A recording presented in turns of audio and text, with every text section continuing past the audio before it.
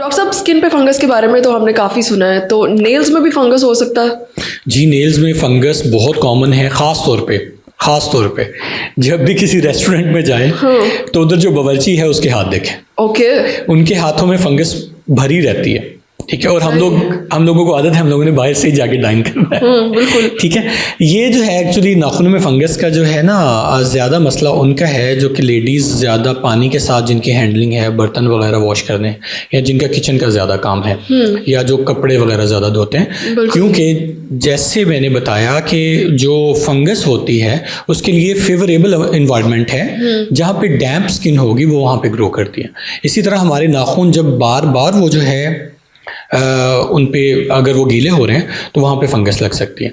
बहुत कॉमनली देखा गया है, जैसे ही बारिशों का मौसम आता है, बरसात का मौसम आता है, बाहर पानी गंदा खड़ा हुआ, हम उसमें से लकीली और अनलकीली गुजर गए, तो जब गुजरे हैं तो उसके बाद हमारे नाखूनों में, पाँव में फंगस लगना शुरू हो गए, उंगलियां भी दरमियान में से गलना शुरू हो गए, और वो फिर वहाँ से फंगस वो एक सोर्स बना, वो फिर हमारी टांगों के दरमियान, बगलों के दरमियान सारी बॉडी में फैल जाती है। तो नाखूनों की फंगस बहुत कॉमन है, और इसका मसला ये है कि ये जो है इट टेक्स टाइम, और लोग कहते हैं कि हम आज हुआ है कल ठीक हो जाए, हालांकि ऐसा पॉसिबल नहीं है।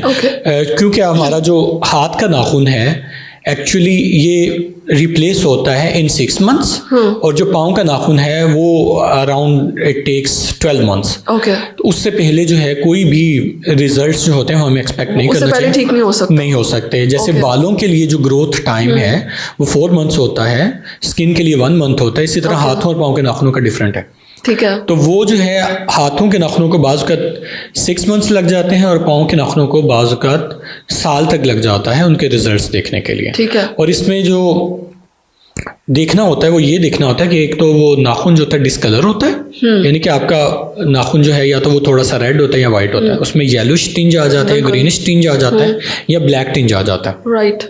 और कुछ लोगों में वो फाइनली रिमूव भी हो जाता है। जी, वो खुद ब उतर भी जाता है, लेकिन जो है वो बाज़ लोगों को साइडों पे भी इन्फेक्शन हो जाता है, इसको पेरोनिकिया कहते हैं, साइडों पे स्वेलिंग होना शुरू हो जाती है, तो वो भी उसके साथ हो सकता है। जब भी ऐसा हो तो उसका ट्रीटमेंट जहन में रखें कि एक तो लंबा चलना है, दूसरा ये कि आपने उनकी केयर ज़्यादा करनी है, कि अपने हाथों और पाँव के नाखूनों को आपने ज़्यादा से ज़्यादा पानी से बचाना है। पानी से बचाने के ये मतलब नहीं कि बिल्कुल नहीं लगाना, वुज़ू वगैरह करें, उसके लिए टॉवल अलहदा रखें, हाथों पाँव को आपने साफ़ किया, या टिश्यू अलहदा रखें, वो फेंक दें, ठीक हो गया। जिसको ज़्यादा देर डैम्प ना रहने दें, उसको सिर्फ खुश्क कर लें, और उसके ऊपर जैसे मैं बताता होता हूँ कि अगर आपके पास घर में कोई चीज़ रखने वाली है, दैट इज़ पॉलीफैक्स लगा लिया करें, ठीक है। ओके डॉक्टर साहब, स्किन से रिलेटेड वैसे ज़्यादातर जो इश्यूज़ हैं उनमें लोगों का यही सवाल रहता है कि वो एक प्रॉब्लम के लिए मेडिकेशन यूज़ करते हैं, उन्हें फ़र्क पड़ जाता है, लेकिन कुछ अर्से बाद वही सेम प्रॉब्लम जो है दोबारा अराइज हो जाती है।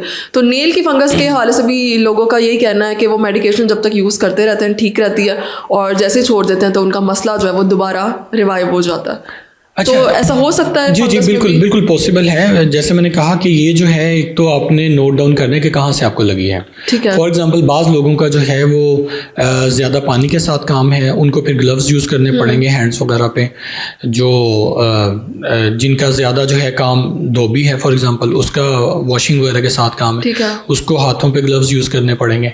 इसी तरह अगर किसी को जो है पौधों से लग रही है, बाज़ का ये उनमें भी देखा गया है, जो माली वगैरह होते हैं तो उनको जो है हाथों की केयर करना पड़ेगी, पाँव की केयर करना पड़ेगी। अगर कोई फेरी वाला है जिसका काम ही है कि उसने फेरी करनी है, बारिश हो धूप हो जो भी है, उसको ये चाहिए कि कोई बारिश वाला अगर कोई जहाँ पे पानी वगैरह खड़ा है कोशिश करे उसको अवॉइड करे, या कोई लॉन्ग शूज़ वगैरह पहन ले। ऐसी चीज़ें करने से उसको जो है वो रिकरेंस उसकी जो है वो रोकी जा सकती है। सबसे पहले तो आपने इसका सोर्स देखना है कि वो कहाँ से हो रही है। दूसरी बात ये कि जो सबसे अहम है कि हम लोग, डॉक्टर लिखता है कि 21 दिन के बाद आपने आके चेक करवाना है। हम सोचते हैं कि हमारी दवाई सारी 21 दिन की है, हम 21 दिन वो चीज़ हमने यूज़ किया, उसके बाद हम कहते हैं बेहतर हो गया, कोई बात नहीं, छोड़ देते हैं। हालांकि उसका जो ट्रीटमेंट होता है वो बाज़ू का 3 months 4 months जारी रहता है।